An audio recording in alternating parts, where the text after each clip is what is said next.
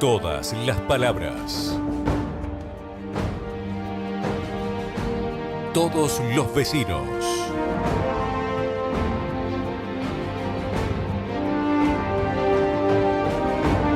Todas las preguntas. Puerta de entrevistas.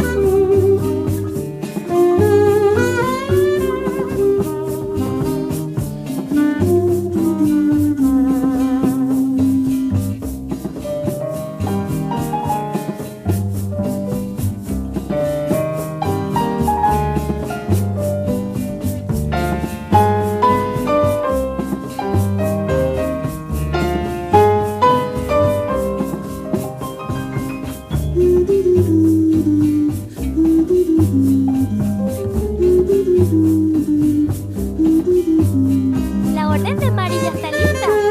¿Dónde está sentada? Ya la vi.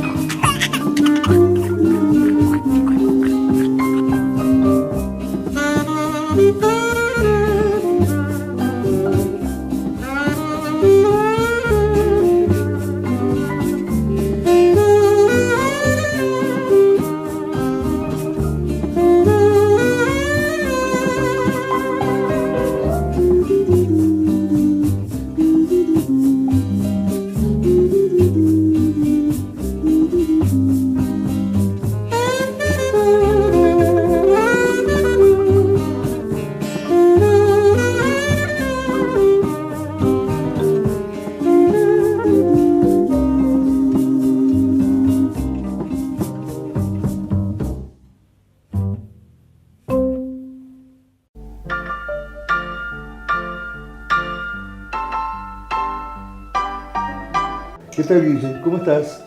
Muy bien, igualmente creo que estamos preparados para seguir con nuestro proyecto de informar todo acerca de la problemática social, de la salud de nuestra querida y antigua ciudad. Y esta noche recibimos al doctor Marcelo Audal. Exactamente, un especializado en lo que es salud y proyecto de vida, según Exacto. tengo entendido. ¿Qué tal, Marcelo? Muy buenas noches. Buenas noches, un placer. Gracias por estar aquí en primer lugar, apoyando este proyecto, porque tu presencia de esa forma nos da cierto valor agregado a lo que estamos haciendo. Marcelo, sos médico. Médico, especialista en obesidad, desórdenes de la alimentación y focalizado a la visión en mejorar la calidad de vida de las personas. Así que todos los posgrados que hago tienen que ver con cómo llegamos a una etapa de la vida lo mejor parado posible. Y en eso entran algunos posgrados como medicina anti-age, que es medicina anti-envejecimiento, y después todo lo que tiene que ver con la parte de preparación física y el estudio de los movimientos del cuerpo, que se llaman movimientos biomecánicos. ¿Qué es obesidad? ¿Es una enfermedad? Obesidad es una enfermedad que se caracteriza por ser crónica y por ser recuperable, no curable. ¿Y qué quiere decir que es crónica? Crónica que, o sea, siempre uno va a estar enfermo de obesidad porque la genética de las personas marca que esa persona va a tener la predisposición siempre. Yo, en mi caso personal, soy obeso recuperado. Entonces, esto dice que si una persona ha bajado su peso 20 kilos y no se cuida, no mantiene un orden en su alimentación, en su movimiento, la capacidad que tiene el cuerpo de volver a recuperar esos kilos es con una realidad y una facilidad que prácticamente el ser humano no lo puede calcular de lo rápido que es el cuerpo en recuperar la memoria obesogénica, que se llama. Entonces, por eso es muy importante que un paciente que logra adelgazar entienda que se sacó de encima los kilos, pero no se sacó la genética de encima. Entonces la predisposición va a estar siempre para volver al peso en el cual estaba. O sea, ¿qué condiciones hay que reunir para ser obeso? Ha cambiado mucho la temática que se tenía en cuenta antes. Una persona que tiene 8 o 9 kilos de más, ya la Asociación Mundial de Obesidad empieza a decir que si esa persona ha aumentado 10 kilos, quiere decir que tiene la predisposición para seguir aumentando, porque si no, no hubiera llegado hasta ahí. Entonces, antes no se trabajaba en ese concepto y la obesidad, es decir, para ser una persona con obesidad había que tener 15, 16, 20 kilos. Hoy por hoy, una persona que tiene 8, 9 kilos de más, se empieza a comentar que ya hay una posibilidad de tener predisposición a determinadas enfermedades que tienen que ver con el aumento del peso. Ahora, sobre todo las cardiovasculares, perdón. ¿Qué parámetros se utiliza para saber si tengo kilos de más o de menos? Uno práctico para que la comunidad lo tenga al alcance de su mano es la estatura. La estatura es la que marca cómo venimos preparados para vivir nuestra vida. Si uno mide 1,70 m, lo ideal es que pese 70 kilos. Y la fórmula dice más menos 5. Si pesa 5 kilos de más, 75 kilos está dentro de ese encuadre. Y si pesa 5 kilos de menos, también está dentro de ese encuadre. O sea que una persona que tiene 1,70 m en su estatura y que pesa 90 kilos, tiene más o menos 15 kilos de sobrepeso. ¿Y hasta dónde puede llegar en el descenso de peso? Hasta 65, porque a partir de 65 para abajo se corre riesgo de la integridad de un mecanismo que se llama de equilibrio homeostático que tiene el cuerpo, en el cual uno empieza a correr riesgos de caer en el descenso de peso de forma descontrolada. Te iba a hacer una pregunta respecto de esa inestabilidad, si se quiere, ¿no? Que son dos patologías que han aparecido en estos últimos tiempos y afectan generalmente a la juventud, y es bulimia y anorexia. Sí, en realidad dentro de la temática de los desórdenes de la alimentación está focalizada la anorexia y la bulimia, que son prácticamente dos polos totalmente distintos. La anorexia es la falta de peso, digamos, que hay personas que llegan a pesar hasta límites insólitos y ponen en riesgo la integridad y la vida de esa persona. Casos de personas de 1,65 m pesando 30 kilos, 34 kilos, 32 kilos. Y el otro polo es la bulimia, donde la persona come y aumenta en forma descontrolada de peso y bueno, y no pueden manejar el proceso en lo que es el equilibrio y el control del peso.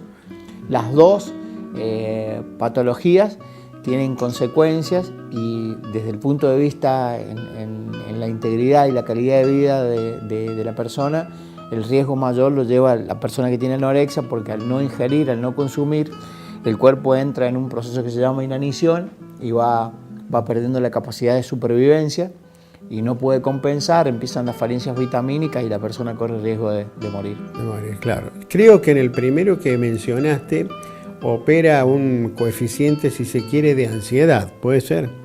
En realidad, en la mayoría de los temas que tienen que ver con la casuística y con la investigación científica del porqué de las patologías, que se le llama en medicina etiología, etiopatogenia, que es el mecanismo por el cual se generan las enfermedades, hay un altísimo componente psicoemotivo que hoy por hoy tiene una especialidad que se dedica a la visión integral de ese componente psicoemotivo para poder tratarlas, ¿no? Que es la medicina cuerpo, mente y alma.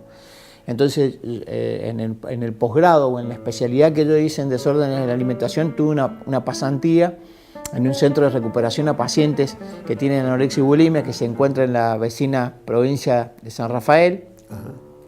y ahí podemos observar que Perdón, San Rafael Mendoza. San Rafael Mendoza. Podemos observar que hay un lugar que se llama ALDA, que tiene una visión integral del tratamiento terapéutico de estas patologías, que muestra la convivencia con el paciente dentro de un proyecto de internación de día, donde el paciente llega a la mañana y se va a la tarde, y después se va a un lugar donde lo tienen internado, digamos, en una internación domiciliaria, y el paciente adquiere nuevos hábitos de conducta saludable que tienen que ver con la integridad futuro de su estado emocional. Y gran parte de la terapéutica tiene el tratamiento psiquiátrico. Exactamente, Entonces, a eso me iba a referir. Entonces hay un componente muy fuerte en lo que es las emociones. Y después, bueno, a lo largo del tiempo uno va investigando y se va dando cuenta que la mente cumple un papel preponderante en el equilibrio del individuo y en la calidad de vida del individuo. Todo aquello que uno no puede procesar a nivel emocional, tarde o temprano termina dejando su impronta a nivel orgánico. ¿Y qué consejo nos podrías dar, doctor, en referencia cuando aparecen estos primeros síntomas de un adolescente o joven para que los padres tomen las medidas pertinentes al respecto? Hay una visión interdisciplinaria que está muy bien manejada desde la toma de conciencia, desde la pediatría. Claro. Los pediatras, cuando asesoran a los papás, empiezan a medir algunos índices presentilares de los niños y se van dando cuenta de determinadas pautas. El médico clínico también cumple un papel fundamental y en el caso también de las ginecólogas y ginecólogos que pueden o tienen la posibilidad de ver gente que está en la adolescencia y que generalmente es el punto máximo donde hace eclosión este tipo de desórdenes alimentarios. Claro. Es muy poco común ver un alto porcentaje de esta patología en niños, aunque sí existen niños que tienen problemática vinculada al desorden de la alimentación, es más para el lado de la obesidad, digamos, que para el lado de la anorexia. La anorexia tiene un alto porcentaje en chicos adolescentes. Y con respecto a los medios de difusión, ¿operan como un factor preponderante? Tomemos el caso Barbie, concretamente, de que quieren los chicos o chicas, más que todo en este caso sería chicas, asemejarse a ese personaje. He visto a veces los médicos que utilizan este ejemplo. En realidad, la problemática más grande que tiene el individuo es cuando se despoja del yo interior. Toda aquella persona que sale de su interior y empieza a ver la vida desde afuera está más expuesta y está con mucho más riesgo de tener algo que se llama en psicología espacio transicional, que es tener un espacio vacío en sus emociones, que lamentablemente cuando esos espacios son llenados en forma equivocada. Y ahí es donde empieza a transitar el individuo una fina línea en el caminar sobre la cornisa, digamos, en qué momento me caigo al vacío emocional, y cuando el vacío emocional se produce, estamos expuestos a todas las patologías que se conocen que tienen que ver en forma secundaria con un inicio en nuestras emociones. Yo siempre en las charlas y en los colegios, cuando doy alguna conferencia, les digo a los chicos que se hagan adictos al deporte, porque el deporte cumple un papel preponderante en el llenado de estos espacios vacíos. Muy bien, muy bien. Realmente es muy sabio lo que dices, porque yo creo que inclusive en esta última reforma educativa no se puso tanta preponderancia en el deporte. Y recuerdo una frase griega, Tico, que tú te debes acordar, mens sana in corpore sano, que antes existía en los colegios, y realmente, o sea, se preparaba a esa pequeña persona para el futuro, ¿no? Ahora creo que no es tanto así, porque tenían miedo a la competencia y decían que si competía quedaba fuera del sistema el otro más débil, digamos. En realidad yo creo que nosotros deberíamos, en cada momento que podemos hablar y decir un concepto, que la base de la construcción de una mente sana está vinculada y ligada directamente al deporte. Muy bien. Realmente un bloque importantísimo. Hay algunos temas que lo vamos a considerar cuando retornemos. Si se puede definir qué es lo que es el metabolismo, para que la gente sepa cómo tiene que manejarse, si es que hay que tener asesoramiento técnico de un perito médico para que le diga cómo tiene que manejarse el metabolismo. Y hay varias preguntas más, pero en el próximo bloque las hacemos, ¿puede ser? ¿Cómo no, digo? Adelante. Cuando usted disponga, director.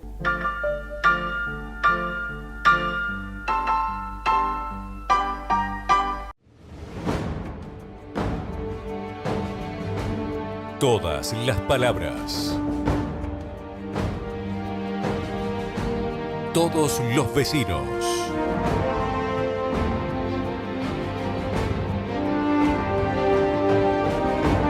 Todas las preguntas.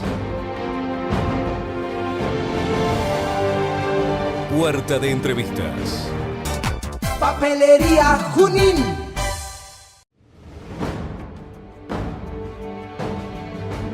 Todas las palabras. Todos los vecinos.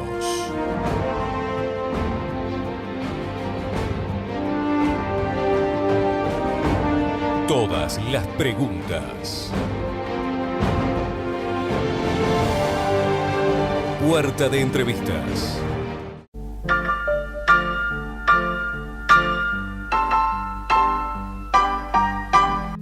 Gracias, señor director. Retornamos aquí el diálogo que tenemos con el doctor Marcelo Abdala. La pregunta que me había quedado pendiente del bloque anterior es el metabolismo. ¿Qué es el metabolismo?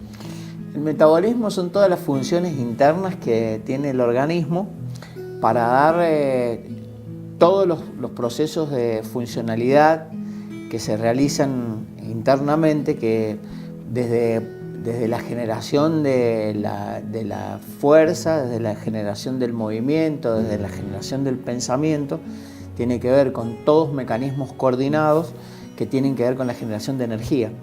Hay un movimiento interno de enzimas, de sustancias químicas que se producen permanentemente y que son las encargadas de darle funcionalidad al organismo. A eso se le llama metabolismo, todas las funciones internas que hacen el complejo trabajo diario de mantener algo que se llama el equilibrio homeostático del organismo, que es que todo funcione perfectamente coordinado. ¿Y qué responsabilidad cabe a cada persona mantener en orden su metabolismo? En realidad hay una secuencia básica del entendimiento de la función orgánica que tiene que ver con una cifra que se maneja, que es el número 24. 8 por 3 se dice. Son las bases terapéuticas del desarrollo y del equilibrio de la calidad de vida de una persona, dependen de esta fórmula, 8 por 3. 8 por 3 es 24. 8 horas de descanso, 8 horas de trabajo, 8 horas de esparcimiento. La negociación de ese tiempo hace que una persona vaya poniendo en riesgo su calidad de vida o su salud. Si una persona de sus 8 horas de esparcimiento pone 7 horas en juego para el trabajo, y en vez de hacer 8 horas de trabajo tiene 15 horas de trabajo, está mucho más expuesta a un proceso que hoy está muy de moda, que es el estrés, y que está trayendo alarmantes cifras de desequilibrio interno y que produce enfermedades que no estaban previstas en los porcentajes para el año 2017-2018. Las cifras que se están viendo de alteraciones en algunas patologías estaban previstas para el año 2035. O sea que el 8 por 3 directamente está relacionado con factores externos que el hombre hay veces que no los puede manejar. Por ejemplo, la economía de un país. En realidad, uno debería estar formado o debería recibir herramientas para poder construir una mente sana y saber adaptarse día a día en el cambio de la vida. se llama resiliencia. ¿Qué es la resiliencia? Es la capacidad de sobreponerse a la adversidad y salir fortalecido. Entonces, permanentemente nosotros, en las cosas que nos tocan vivir, deberíamos tener herramientas de construcción psicoemotiva para uno poder salir adelante y salir siempre bien parado, que esto normalmente no pasa así. Hay un nuevo concepto que aparece en la ciencia que es muy actual, que se llama energía alostática. Es una energía que mide o que va mirando las cosas que nos van pasando y cómo esas cosas van afectando el sistema de equilibrio de nuestras emociones y de la energía del cuerpo, porque somos energía. En un constante circular de energía. Uno ingresa a un lugar y uno se da cuenta de la energía. Uno le da la mano a alguien y se da cuenta de la energía. Cuando una persona está interactuando con otra, se da cuenta si hay energía. Y hay energías buenas y energías malas. Y esas energías, bueno, van haciendo que uno pueda vivir un poco mejor o no, ¿no? Y hay dos polos que yo le llamaría el cielo y el infierno, que se llaman polos químicos. Uno es el polo de la endorfina, que sería el cielo, y el otro es el polo del neuropéptido, que es el del infierno. Uno puede vivir con sus emociones relacionadas a la endorfina y pasarla bien, o a través de sus pensamientos estar rodeado de neuropéptido y pasarla mal. Hay un dicho que dice que la mente es como un jardín. Si uno cultiva flores, va a tener flores, y si uno deja que crezcan los yuyos, va a tener yuyos. Y tiene que ver con este fenómeno neuroquímico. Volviendo al tema del... Disculpame, Guille. Sí, volviendo al tema del metabolismo y los fenómenos externos y lo que la palabra es resiliencia, ¿no? Resiliencia. ¿Eso se puede relacionar con lo que decía Guillermo de mente sana en cuerpo sano? Sí, porque uno de los generadores endorfínicos número uno que existen en el planeta y que son de fácil acceso y muy económico es la actividad física. Es el generador prácticamente junto con la sonrisa, la felicidad, se le llama la hormona de la felicidad, ¿no? La endorfina. Que a veces yo juego con los pacientes y les digo que empiecen a hacer el gesto de la sonrisa, porque el hecho de que el cerebro reciba la señal ya larga una señal para generar endorfina. Y la actividad física es un generador increíble en lo que es este polo que yo mencionaba, que es el polo endorfínico. Claro. Aquellas personas que realizan actividad física, por eso en la mención esta de la fórmula que yo les decía del 8x3, hay 8 horas de esparcimiento, y en esas horas de esparcimiento debería haber una rutina de actividad física que cada uno la va buscando, con qué se siente identificado, y bueno, y se va dando cuenta qué es lo que produce el movimiento. Claro. Habían vinculado esto, ¿no? Te iba a preguntar, doctor, acerca de los excesos. Hablamos de exceso de educación física. Una persona que puede estar pasando por una cuestión mal psíquicamente y se somete a tremendos ejercicios. Exceso.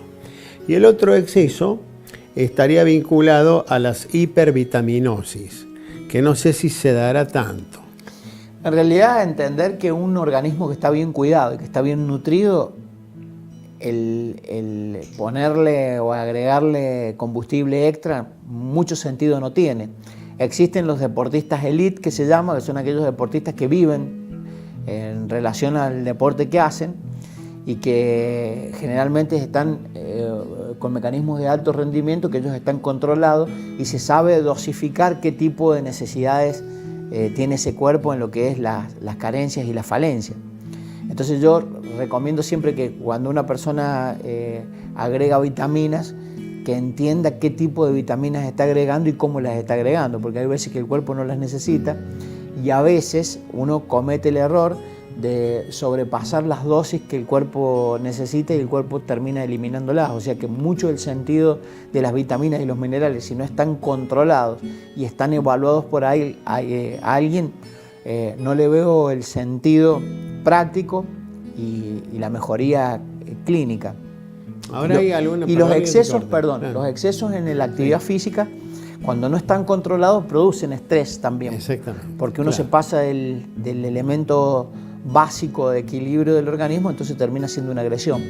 Por eso es que todos los mecanismos de realización de actividad física deben estar controlados, y todas las personas que van a iniciar un deporte, las personas que están escuchando el programa, deben saber que siempre una visita de control preventiva al especialista, que en este caso es el de cardiología, le va a uno dar un pantallazo dónde está parado y hacia dónde puede con su cuerpo emprender un proyecto de movimiento.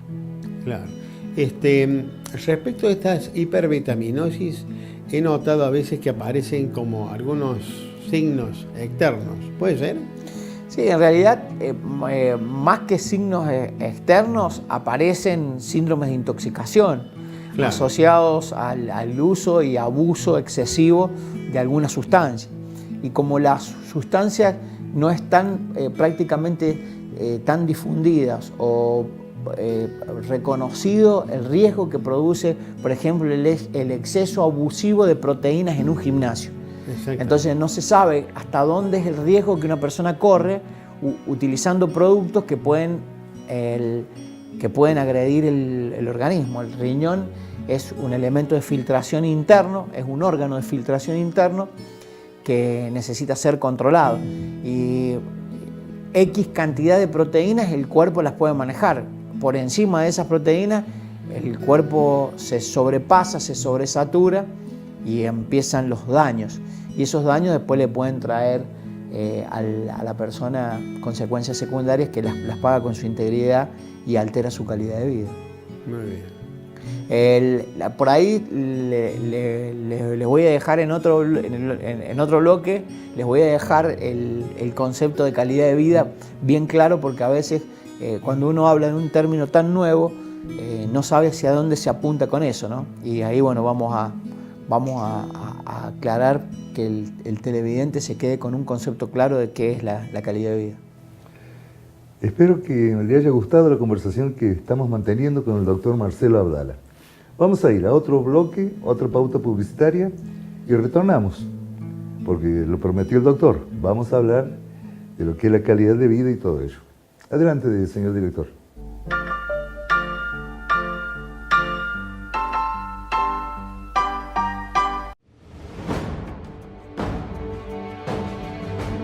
Todas las palabras. Todos los vecinos.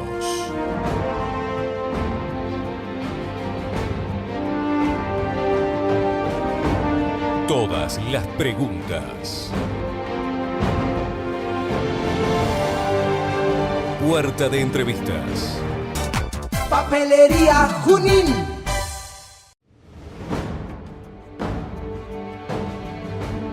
Todas las palabras. Todos los vecinos.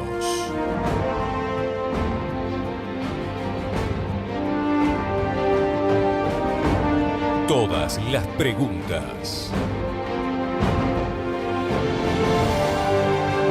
Puerta de entrevistas.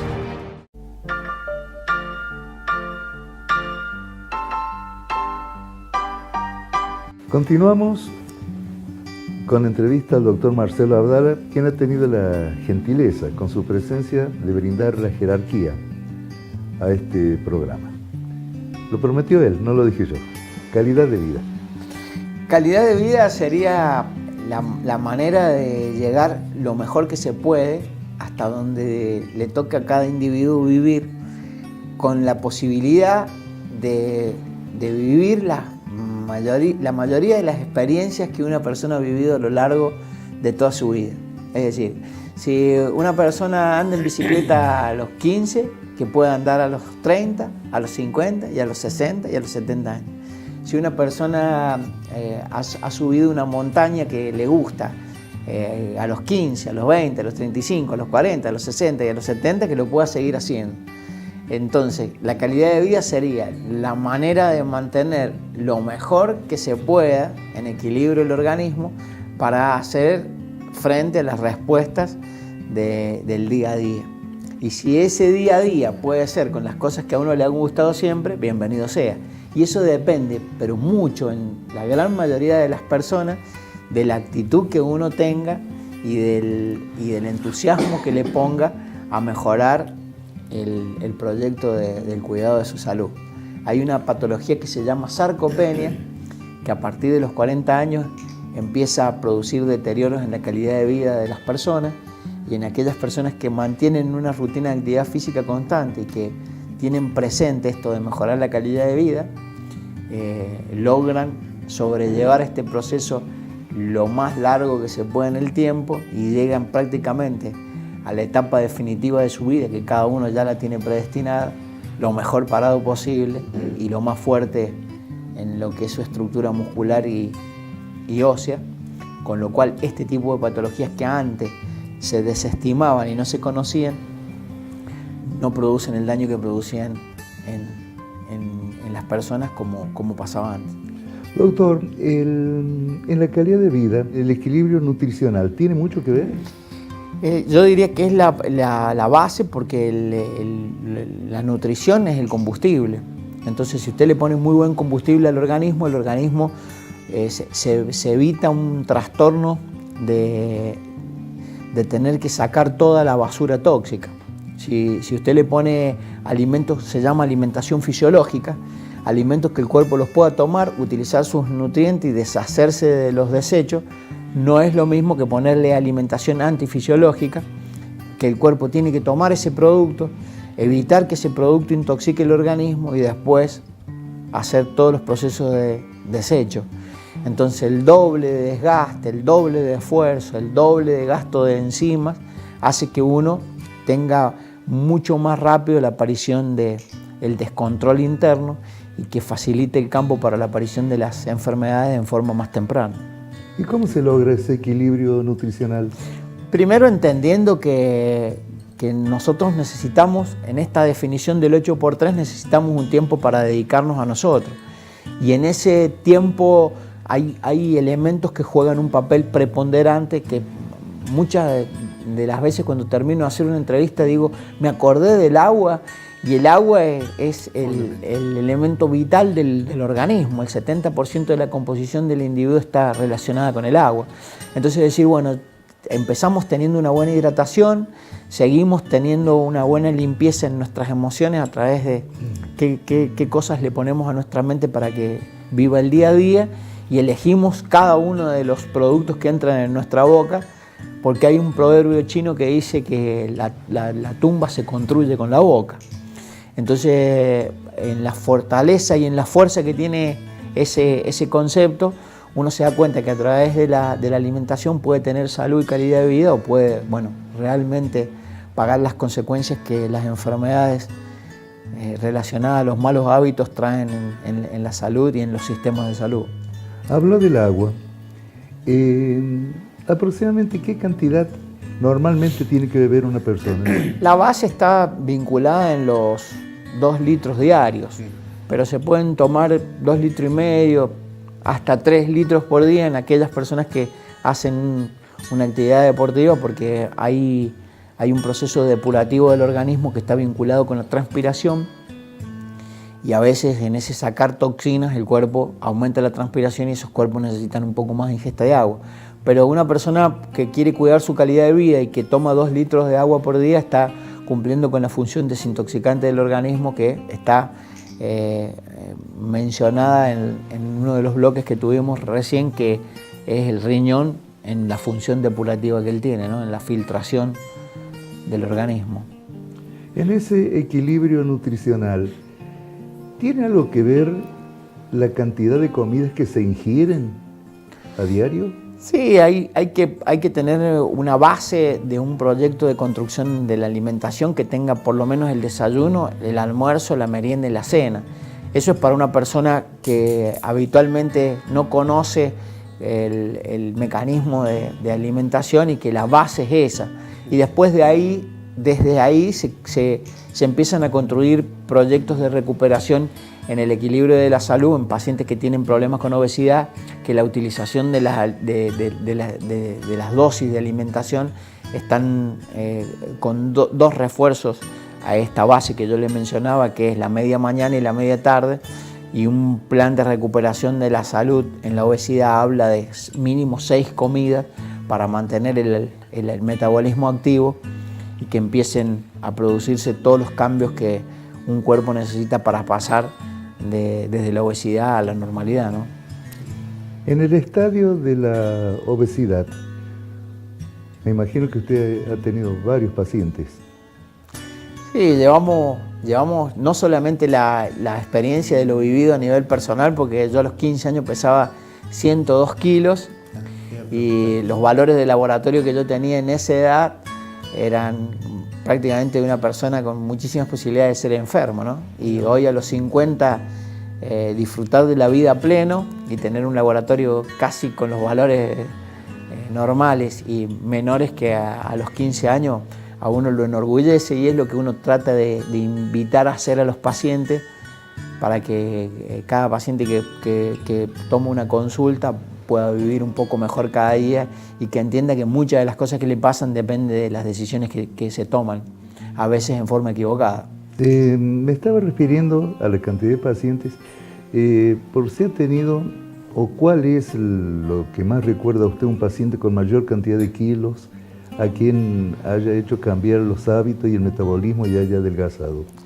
Lo máximo que yo he visto, o sea, he visto pacientes en la formación. Yo me formé en la Red Colmillo y ahí vi pacientes hasta de 360 kilos.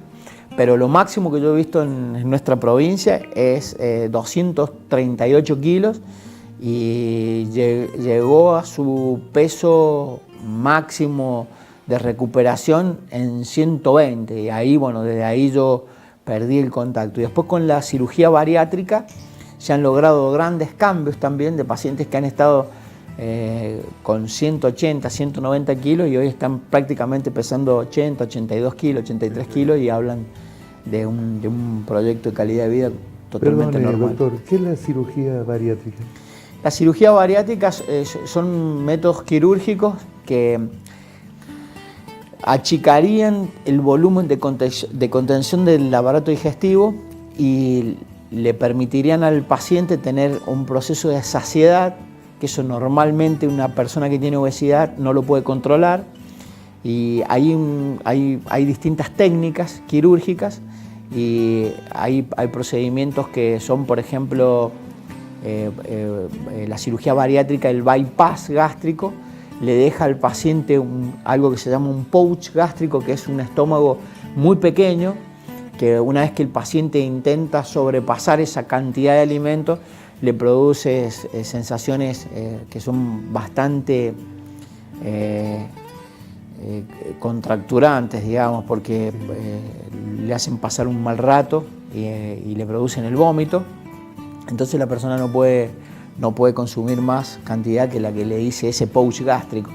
Después hay otras técnicas, que es la manga gástrica, que se produce también, digamos, la reducción del volumen abdominal y que, bueno, según la técnica que utiliza, es si se produce una maniobra, digamos, siguiendo el aparato digestivo convencional, que es el estómago, el intestino, y si no, en el bypass gástrico se puentea gran parte del aparato digestivo y se hace una conexión en el intestino, en una zona más alejada.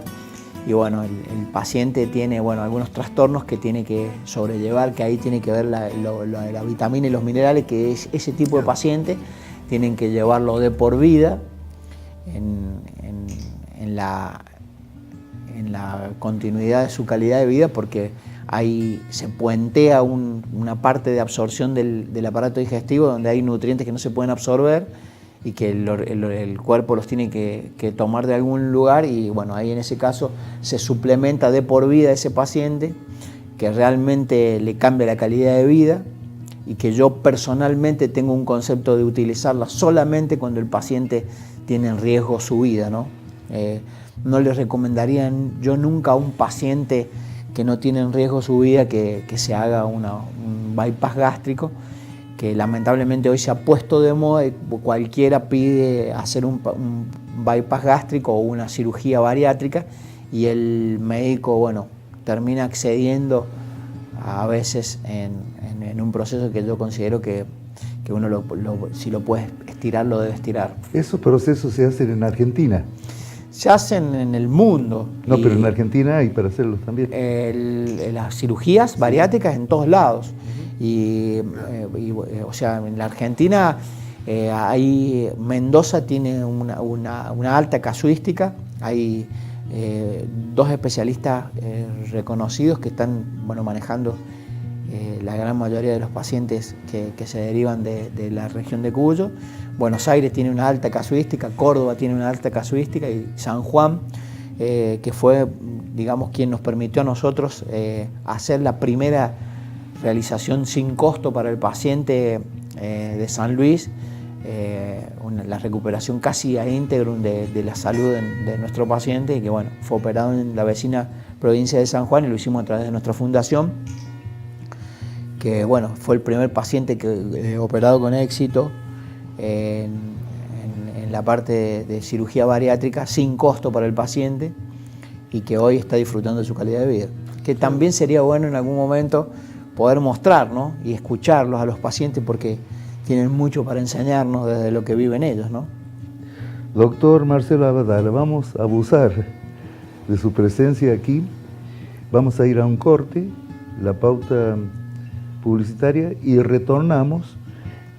Y hay un tema que creo que es fundamental, no sé si está de acuerdo, Guillermo, es la obesidad en los pibes y qué relación guarda con la informática. Claro, ¿Cómo se puede conjugar eso? Si es que se puede conjugar, ¿de qué manera? Pero lo conversamos enseguida, doctor, ¿puede ser? Perfecto. Señor director, disponga.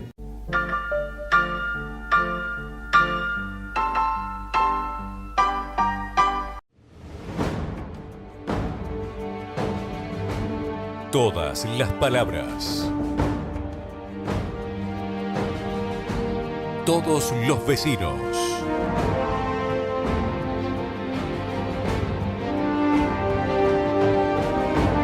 Todas las preguntas.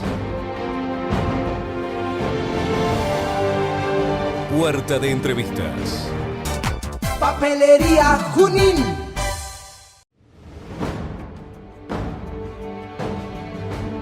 Todas las palabras. Todos los vecinos.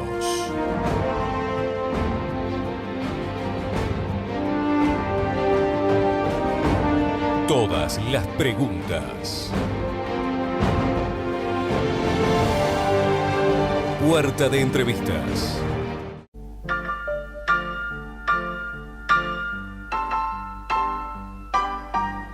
Continuamos la entrevista con el doctor Marcelo Abdala. Prometimos en el bloque anterior hablar sobre la obesidad infantil y qué relación podría guardar con el crecimiento de la informática. Bueno, en realidad tener en cuenta que las personas que están vinculadas, sobre todo los niños, mucho tiempo ante un elemento electrónico, llámese computadora, llámese teléfono, llámese televisión, el alto tiempo en relación con este tipo de máquinas hace que la persona pierda la noción del tiempo y el sentido de lo que está haciendo.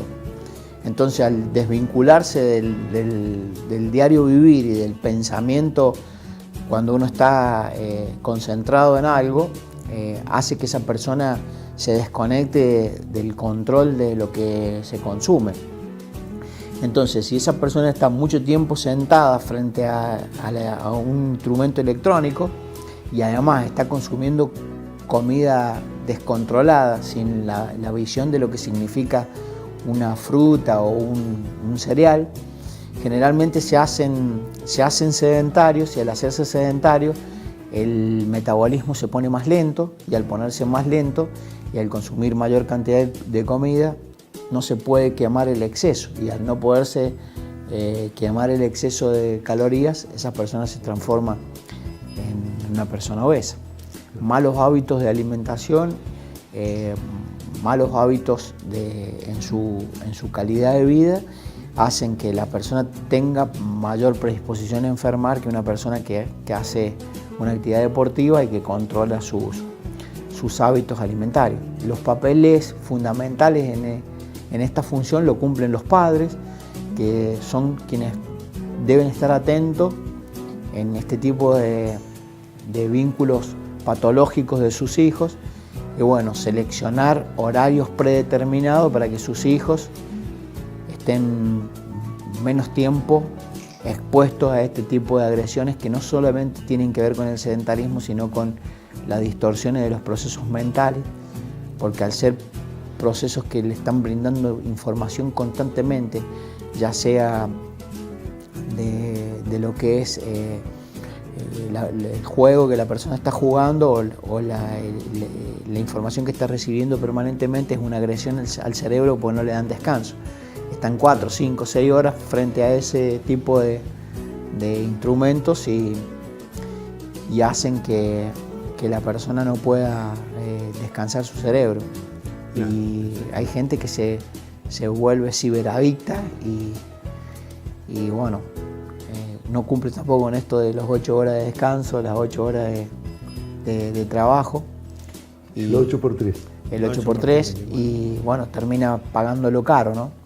Así que el llamado de atención para los papás, que estén muy atentos, que no permitan que un chico esté más de 1 hora, 45 minutos, 50 minutos vinculado a un artefacto electrónico y que en lo posible utilicen más el aire libre, utilicen más los espacios recreativos, incentiven el deporte. Y bueno, y hay muchas escuelas que están tomando conciencia con respecto a esto y van haciendo como una especie de información constante, y de hecho yo he participado en charlas en los colegios informándole a los niños la importancia que tiene el cuidar estos hábitos, ¿no?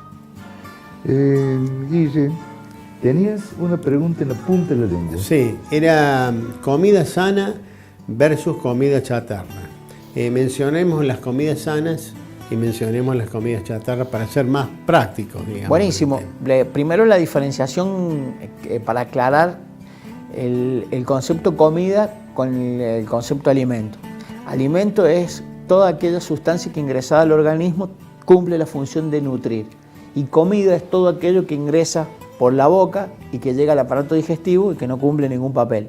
Se llaman calorías vacías y entre ellas entrarían, por ejemplo, los azúcares, que el azúcar, digamos, un hábito que nosotros hemos aprendido a utilizar, que hay lugares donde se usa descontroladamente y que tienen calorías vacías, que no aportan nada. No es como, por ejemplo, una naranja que aporta vitamina C o una zanahoria que aporta betacarotenos, que son sustancias que hacen bien y que ayudan a la construcción del organismo.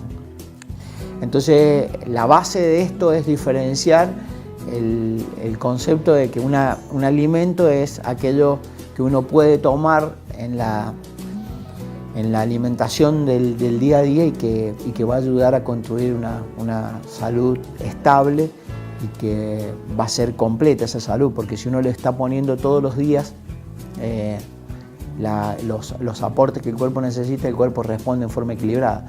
Yo siempre, como resumen, le digo a los pacientes que traten de utilizar 3 colores diarios: el rojo del tomate, el naranja de la zanahoria y el verde de la lechuga. Entonces ahí hay 3 compuestos distintos que le van aportando al organismo los ladrillitos para ir construyendo una salud fuerte, y sobre todo una salud que está relacionada con el equilibrio, tiene una mejor inmunidad.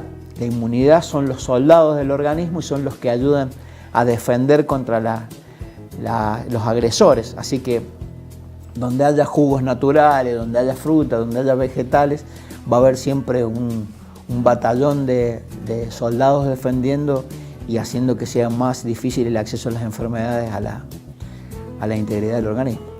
¿Qué hacemos, doctor, con los fanáticos de las carnes, los fiambres o similares? En realidad yo siempre, para no entrar en disputa con los pacientes, trato de decirles que todo aquello que se haga en forma medida y controlada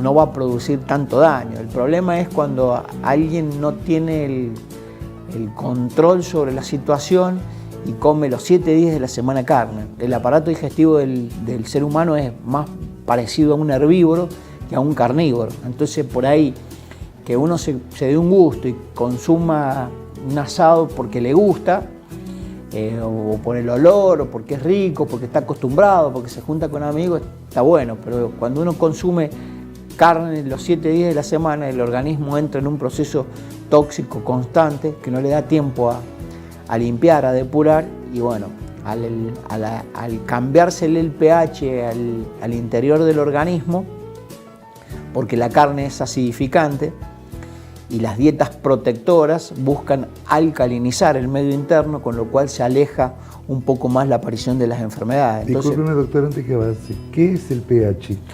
El pH es un mecanismo de control interno que tiene el organismo, que hay que tratar en lo posible que sea alcalino, porque la mayoría de las enfermedades que se desarrollan, y nosotros, por ejemplo, en Argentina tenemos un alto porcentaje de cáncer de colon, de aparato digestivo, y está muy vinculado, relacionado directamente con el exceso de consumo de productos cárnicos. Claro. Entonces las dietas que buscan un pH alcalino, que están más bien vinculadas a los jugos, a las frutas, a los vegetales, hacen que la aparición de este tipo de enfermedades relacionadas al cáncer y este tipo de enfermedades que tienen que ver con las degenerativas también, que están muy de moda, tarden un poco más en llegar, y que el proceso de envejecimiento que se produce en el cuerpo sea lo más alejado posible de lo que uno está acostumbrado, que es encontrarse entre 70 y 80 años, que es el límite máximo de sobrevida, digamos. En el caso de los hombres está entre los 72 y 78 años como estandarizado, que es el índice máximo de sobrevida en el varón. Y en la mujer tiene un poquito más, porque las mujeres tienen hormonas protectoras que las ayudan a estar un poco más protegidas, y por el tema de la continuidad de la especie, la mujer está vinculada a esto, ¿no? que sobrevive un poco más. Pero se ha llegado a investigar sociedades como por ejemplo el pueblo Unza, que la gente vive 120 años de promedio, tienen hijos a los 70 años, y empezaron a darse cuenta que bueno, los hábitos alimentarios que ellos tienen, los hábitos de vida que ellos tienen, están más vinculados al de esta fórmula de cuidar esto del 8x3, ¿no? Es decir, descansar bien, consumir alimentos saludables y tener una vida equilibrada. Y bueno, uno investiga, se pone a ver estas comunidades longevas, y se da cuenta que todas estas cosas que hemos estado hablando cumplen un papel preponderante para tenerlas en claro y tener una mejor calidad de vida. Claro, doctor, acompañado también de meditación, creo. Meditación Claro. y bueno, esto de tratar de mantener lo más controlado el estrés que se pueda. Exacto. Y bueno, saber responder en forma ordenada a todas las emociones que recibimos día a día, minuto a minuto, segundo a segundo. Doctor, el anotador tiene una función. Acá yo he anotado Fundación Vida Sana. Cuéntenos qué es Fundación Vida Sana y uno de los últimos objetivos que consiguió. Nosotros, la Fundación Vida Sana nace de no poderle dar a veces contención o ayuda a todas las personas que por ahí recurren porque necesitan un tratamiento y no lo pueden solventar económicamente. Entonces, bueno, con un grupo de personas comenzamos a trabajar y bueno, empezamos a recibir inquietudes de la sociedad. Bueno, entre las cosas que hemos ido haciendo hay esta intervención quirúrgica a un paciente que estaba con mucho riesgo en su calidad de vida y que posiblemente hoy estaría sin vida porque llegó con insuficiencia cardíaca, dificultad respiratoria, dificultad para caminar. Y bueno, a través de la fundación se pudo concretar esta intervención a una persona que no lo podía hacer y que, bueno, quizás se hubiera muerto. Y nosotros como equipo pudimos darle una respuesta a esa casuística. Y bueno, hay otras personas que también nos llegó un caso de un chico no vidente que juega al ajedrez, que representa nuestra provincia y que es un pibe que tiene 14 años y que nosotros nos pareció que era fundamental ponernos a trabajar y conseguir el objetivo. Hace 15 días más o menos le conseguimos una máquina braille en conjunto con la sociedad, con amigos, con la fundación y con la intervención también de algunas personas vinculadas a la política que creen en esto, ¿no? En una política llegando a la máxima cantidad de lugares y que se le pueda dar respuesta a la necesidad de la gente. Así que la función de la fundación es esta: llegar a los colegios, educar, donde nos han convocado vamos en forma gratuita, desinteresada, damos lo máximo que podemos de nuestro conocimiento para mejorar la calidad de vida de las futuras generaciones, y donde podemos sumar, ahí estamos. Así que desde el humilde lugar de trabajo que nosotros tenemos, damos respuesta a la mayor cantidad de gente que podemos, y bueno, y si no, asesoramos para que la gente sepa qué hacer con lo que le pasa. Bien, te voy a preguntar dónde están tus instalaciones, con qué recursos cuentas para la gente y bueno, quiénes pueden asistir allí. Todas las personas que lo requieran. La instalación de nuestro consultorio está en la calle Ituzaingó 1268 y tenemos un consultorio terapéutico donde se construyen los planes de alimentación. Tenemos una sala de recuperación a la columna vertebral para aquellas personas que necesitan estabilizar su eje, con una cama de masajes, y después se dictan también clases de yoga y después tenemos todo un sistema de interconsultas con profesionales de confianza nuestra, que son quienes ante las derivaciones nos brindan soporte a la mayoría de los pacientes. Muy bien, así que Ituzaingó 1268. Sí, entre Tomás Jofrey y Las Heras. Muy bien. Y el teléfono es 44-29-300. 4449 44-29-300. 29 300. Bueno, ojalá que muchas personas que están desorientadas caigan a esa institución y gocen de una vida más sana. Bueno, ese es el objetivo, estamos para eso. Doctor, tanta gentileza también merece una recompensa. Los últimos minutos para lo que te guste. Bueno, por ahí invitar a que si existe la posibilidad en algún momento, le mostremos a la comunidad pacientes de lo que hemos estado hablando en cada una de las temáticas. Un paciente intervenido quirúrgicamente, como era el antes y el después. Un paciente que creía que nunca iba a poder ser un deportista de alto rendimiento y que lo puedan ver, que era obeso y después un atleta.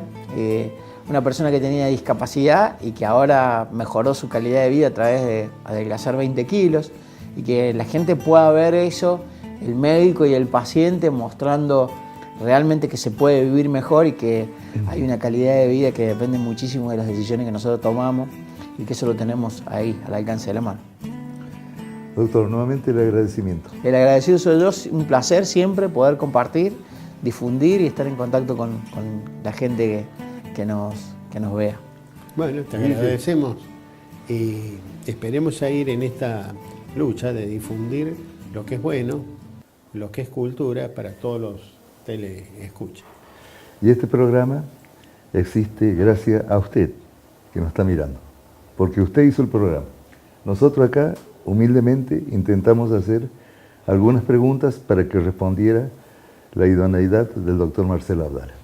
Y ya nos estamos viendo. Nos estamos viendo en la próxima. Hasta cualquier momento. A ustedes, gracias. Gracias.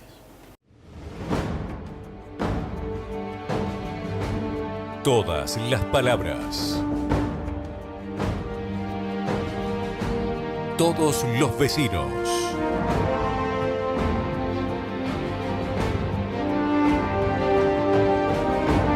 Todas las preguntas. Puerta de Entrevistas.